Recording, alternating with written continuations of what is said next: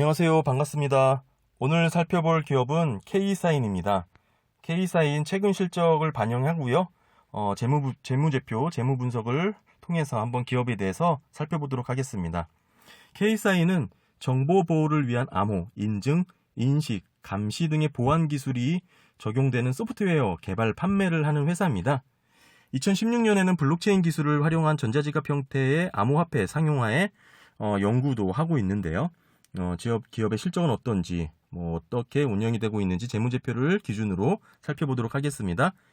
2021년 1분기는 최근 4분기, 2021분기부터 2020년 2분기까지를 합산한 내용입니다. K사인의 자산은 768억 원입니다. 2020년 대비 소폭 9억 원 정도 상승하였습니다. 부채는 약 9.6% 정도 감소, 11억 원 감소했고요. 자본도 3% 정도 증가, 약 20억 원 증가하였습니다. 부채가 상당히 낮은 모습을 보실 수가 있고요. 아직은 1분기만 반영된 수치이기 때문에 변화의 폭이 그렇게 크진 않습니다. 기업의 자산 세부 구성입니다. 현금 및 현금성 자산이 전체 자산의 50%를 차지하고 있습니다. 2020년 대비 19%, 61억 원이 증가를 했고요. 총 386억 원입니다. 현금성 자산을 제외한 나머지 자산들의 구성을 확대해 봤습니다. 결국엔 보시면 지금 무형자산이 꾸준히 감소하고 있다는 것을 확인할 수가 있고요. 다음으로는 유형자산이 소폭 증가하였고요. 공정가치 금융자산이 2020년 대비 27%를 증가하여 18억 원이죠. 86억 원을 기록하게 되었습니다. 다음은 기업의 부채입니다. 전체 부채가 106억 원이거든요. 그중 단기 차입금이 58억 원, 54%를 차지하고 있네요. 대부분이 단기 차입금으로 구성이 되어 있다는 점 이해하시고요.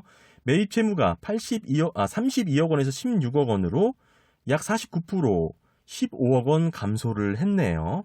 줘야 할 외상값을 많이 준 걸로 이렇게 이해할 수가 있겠죠. K사인의 자본 구성입니다. 이익잉여금이 전체 자본의 38%를 차지하고 있고요.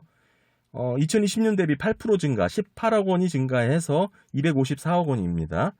자본잉여금은 전체 자본의 50%를 차지하고 있네요. 다음은 기업의 5사업년도 손익계산서입니다. 꾸준히 안정적인 매출 증가 추세를 이해할 수가 있고요. 2020년 대비 4%, 13억 원 증가한 모습을 보이고 있습니다. 더불어 영업이익 또한 9억 원 증가하였고요. 단기 순이익 10억 원 증가한 모습을 보실 수가 있습니다. 영업이익률 보시면 지금 현재 영업이익률 2021년 1분기 최근 4분기를 반영해 16%입니다. 2019년도부터는 꾸준히 14% 이상을 보이고 있고요. 산업 특성상 매출액이 높아져도 지출되는 판관비의 증감폭이 미비할 수 있기 때문에 매출액만 증가한다면 더 우수한 영업이익률을 기대할 수 있는 산업군이기 때문에 어느 정도 감안해서 보시면 좋을 것 같습니다. 2017년도의 경우 특이한 모습을 보이고 있는데요. 좀 상당히 기간이 좀 지난 거기 때문에 그냥 넘어가도록 하겠습니다. 어느 정도 2018, 19년 정도만 되어도 왜 이렇게 감소를 했는지 들여다보면 좋겠지만요. 어느 정도 시간이 지난 거기 때문에 넘어가도록 하겠습니다. 손익계산서 세부 구성입니다.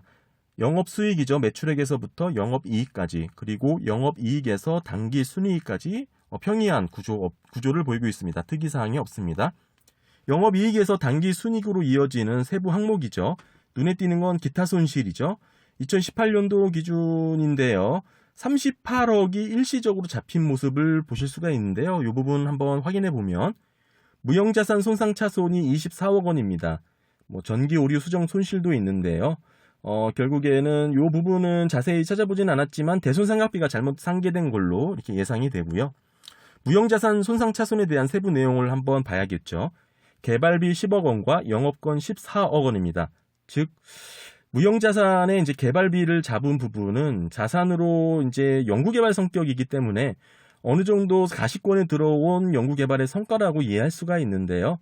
그러니까 이렇게 손상차손으로 이렇게 처리를 해버리면 어떻게 이해를 해야 되냐면 지금 연구개발하던 그런 자산화된 성격의 그 연구개발 성과가 사업성이 없다 또는 실패다 이렇게도 이해할 수 있습니다.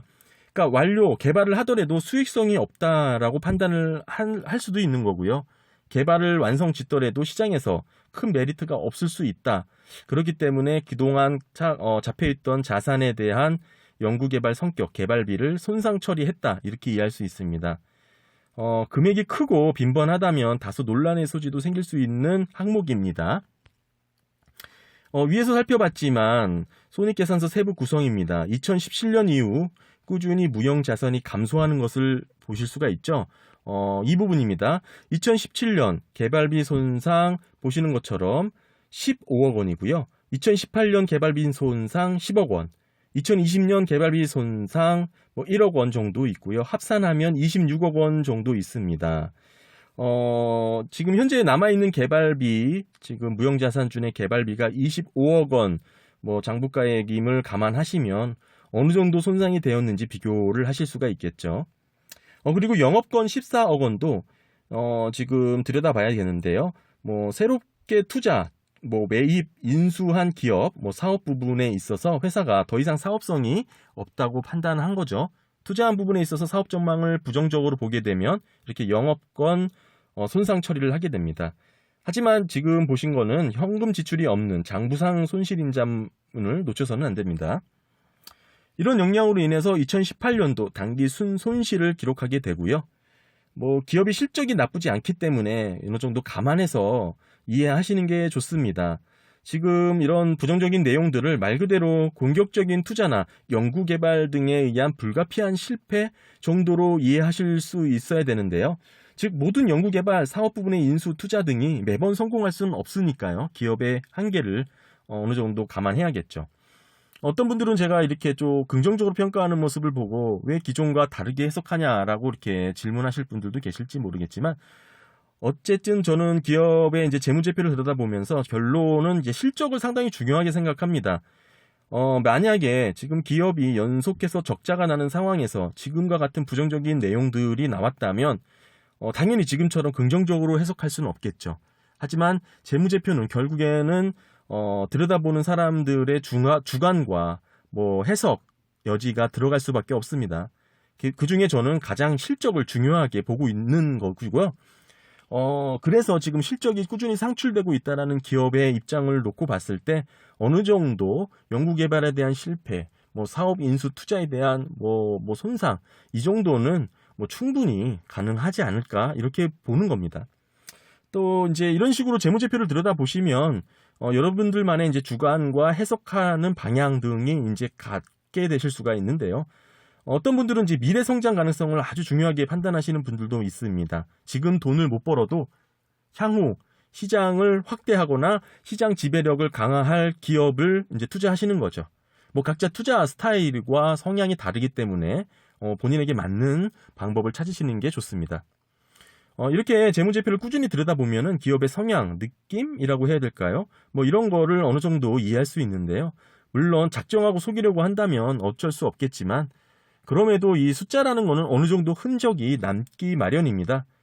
그래서 함께 이렇게 재무제표를 들여다보면 간혹 보석 같은 좋은 기업을 발견할 때가 있는데요. 아무튼 이런 식으로 여러분들도 꾸준히 재무제표를 한번 들여다보면서 기업에 대해서 알아가는 그런 모습을 함께 가졌으면 좋겠습니다. 다시 이제 기업의 내용으로 들어와서요. 이후 2019년도의 성장이 돋보이죠. 2020년, 2021년 1분기까지 꾸준히 실적이 나오고 있는 모습입니다. 주당 이익도 꾸준히 증가하고 있고요. 기업의 영업 현금 흐름입니다. 위에서 봤던 2018년도의 이제 문제에서도 현금은 벌어들이고 있었어요. 결국에는 실질 성과는 좋았다. 이렇게 이해할 수 있는 겁니다.